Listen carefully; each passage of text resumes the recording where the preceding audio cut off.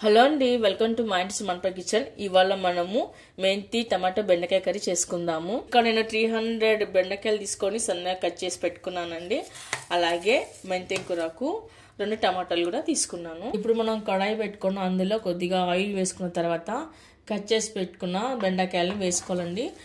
ఏమాత్రము జిగి లేకుండా బెండకాయలను వేయించుకొని పెట్టుకోవాలి. బెండకాయలోని జిగిపోయి కాస్త మగ్గే వరకు కలుపుకుంటూనే ఉండాలండి. ఇప్పుడు కొద్దిగా సాల్ట్ వేసుకుందాము. బెండకాయలోని జిగి ఎంత పోతే అంత కర్రీ అంత టేస్ట్ వస్తుందండి. ఇప్పుడు మనం కొద్దిగా నిమ్మరసం వేసినట్లయితే జిగి తొందరగా పోతుంది. ఇప్పుడు బెండకాయలు వేయించి ప్లేట్లో తీసుకున్న తర్వాత అదే కడాయిలో 2 టేబుల్ స్పూన్లు ఆయిల్ వేసుకున్న తర్వాత ఆవాలు, జీలకర్ర, మినపగుళ్ళు కూడా వేసుకోవాలి. కట్ చేసి పెట్టుకున్న ఆనియన్ ముక్కలు కూడా వేసుకుందాము. ఈ కర్రీకి ఆనియన్ ఎక్కువ ఉంటేనే బాగుంటుంది. ఆనియన్ కొద్దిగా కలర్ మారే వరకు కలుపుకొని పెట్టుకుందాము. కరివేపాకు,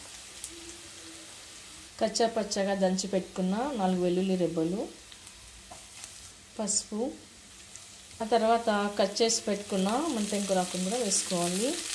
మెంతి కూరలోని పచ్చివాసన పోయే వరకు కలుపుకొని పెట్టుకోవాలి.